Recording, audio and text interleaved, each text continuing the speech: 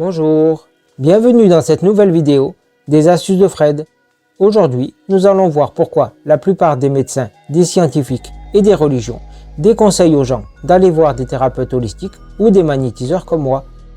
Pour la plupart des médecins, nous sommes des charlatans et nos pratiques ne sont basées sur rien ou aucun fait scientifique, et pour la plupart des religions, ce seraient des pratiques occultes ou de la sorcellerie, voire même nous soignerions avec l'utilisation du diable. Et j'ai entendu des prêtres dire ça dans des vidéos. Alors bien sûr, c'est totalement faux. Il est impossible de soigner ou de faire du bien à partir du mal. Mais en fait, il s'agit de comprendre pourquoi ces personnes pensent ça et pourquoi elles nous associent à des pratiques occultes. Pour le comprendre, il faut revenir à la fin du Moyen-Âge. Le Moyen-Âge est une période très positive, contrairement à ce qui nous a été dit dans les livres d'histoire.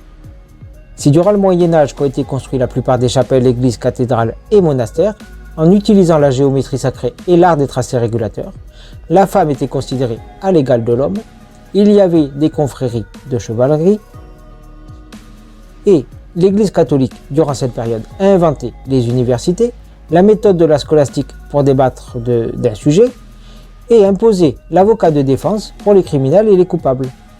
Et la plupart des penseurs chrétiens étaient encore néoplatoniciens et connectés à la tradition primordiale. Mais à la fin du Moyen-Âge a démarré ce qu'on nous présente comme la Renaissance. Et en fait, la Renaissance démarre par la guerre de 100 ans, la chute des Templiers et le démarrage du petit âge glaciaire qui a duré jusqu'au 19e siècle et qui est dû au cycle solaire du minimum de Maunder. Et en fait, c'est bizarre pour une période de Renaissance de commencer dans le chaos.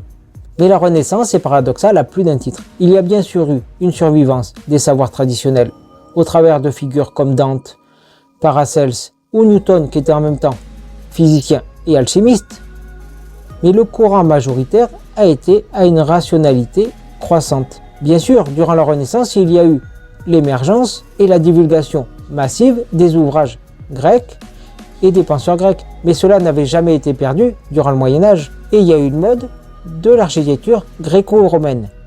Mais ce faisant, ils se sont éloignés du sacré avec une pensée de plus en plus rationnelle. La figure de ceci est bien sûr Descartes, qu'on présente comme cartésien. Mais la plupart des personnes oublient de dire que Descartes était très croyant et que sa croyance influençait ses recherches. Mais les personnes qui se réclament du cartésianisme ont voulu tout faire passer par le spectre de la raison et du mental. Et l'apogée de ceci est la Révolution française et la philosophie des Lumières, où on a déchu un roi de droit divin pour imposer une république universelle, rationaliste et laïque, en faisant de l'homme un dieu, et c'est un renversement complet des valeurs.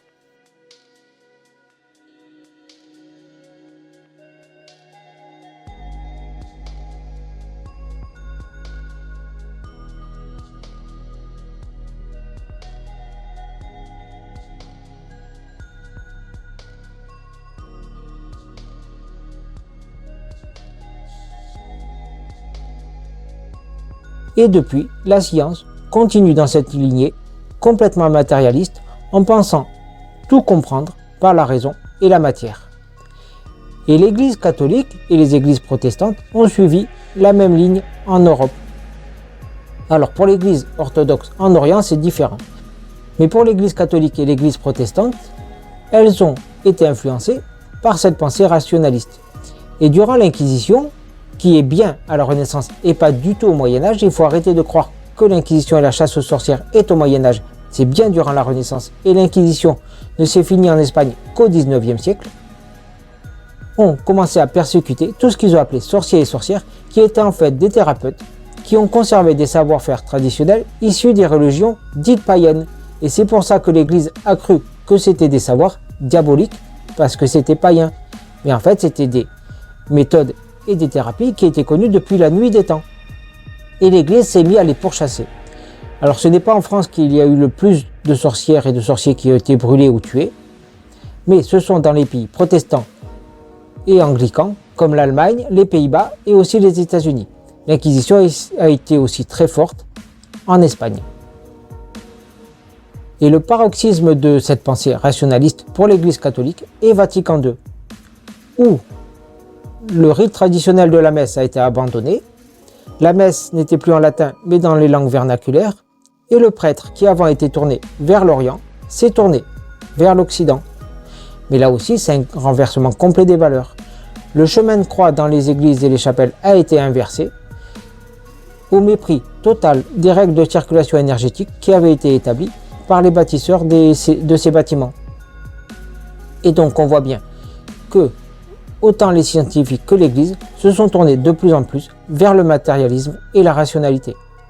Et le summum pour la médecine de tout ça est la famille Rockefeller, qui a fait fortune dans le pétrole à la fin du 19e siècle. Et cette famille a aussi investi dans la pétrochimie et les sociétés pharmaceutiques. Et donc, pour vendre ces médicaments, elle a financé les universités de médecine américaines en les poussant en abandonnant l'enseignement de l'homéopathie et de la naturopathie et des traitements par les plantes.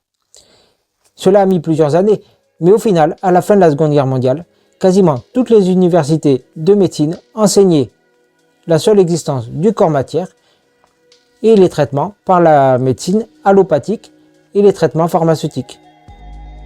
Et on en voit le résultat en France, où l'homéopathie a été interdite des universités il y a quelques années et n'est plus remboursée. Et donc là on comprend pourquoi les religions et les médecins considèrent les pratiques comme le magnétisme, la géobiologie, le reiki, l'homéopathie comme des pratiques charlatanesques, alors que ce sont des pratiques qui sont liées à la spiritualité. Et en fait la différence entre la spiritualité et la religion, c'est que les religions considèrent que Dieu est extérieur à l'homme, qu'une religion en particulier a raison et que les autres ont tort, et que pour accéder à Dieu, il faut passer par les représentants de cette religion, les prêtres, les imams ou les rabbins, et que toutes les autres voies sont nulles ou diaboliques. Et en fait, la spiritualité dit exactement l'inverse. La spiritualité dit que Dieu est partout, et donc Dieu est en nous, que toutes les religions ont la même source, et que tous les livres des religions sont sacrés, et qu'une religion n'a pas raison sur l'autre, mais que c'est juste des différences de forme. Et qu'en fait, pour trouver Dieu, il faut réaliser un travail sur soi, un travail intérieur, et que chacun est libre de trouver Dieu en soi. Et en fait, c'est bien pour cela que les religions qui veulent imposer un système de contrôle s'opposent aux pratiques traditionnelles et holistiques, basées sur la spiritualité. Et en fait, c'est une bonne chose que toutes ces pratiques sont en train de réémerger, car nous pouvons, associés à la médecine moderne, avoir de très bons résultats pour permettre aux gens d'aller mieux et d'être en bonne santé. Donc tout ce que je viens de vous dire explique pourquoi la plupart des religions et des médecins et scientifiques s'opposent aux pratiques issues de la spiritualité, comme le magnétisme, la géobiologie, le reiki, le feng shui et tout ça, ou l'homéopathie. Et donc vous voyez bien que ce sont des pratiques très sérieuses, issues de la nuit des temps et qui ont toujours existé dans toutes les traditions humaines. Donc vous pouvez être rassurés, les thérapeutes et les magnétiseurs sont des gens sérieux et nous ne sommes en rien occultes ou satanistes, mais nous pouvons vous aider à guérir, à aller mieux et à vous libérer des schémas limitants pour sortir des systèmes de contrôle afin d'avoir une vie épanouie et heureuse. Donc n'hésitez pas à nous consulter et à faire appel à nous si vous pensez en avoir besoin. Merci d'avoir écouté cette vidéo, à bientôt et portez-vous bien.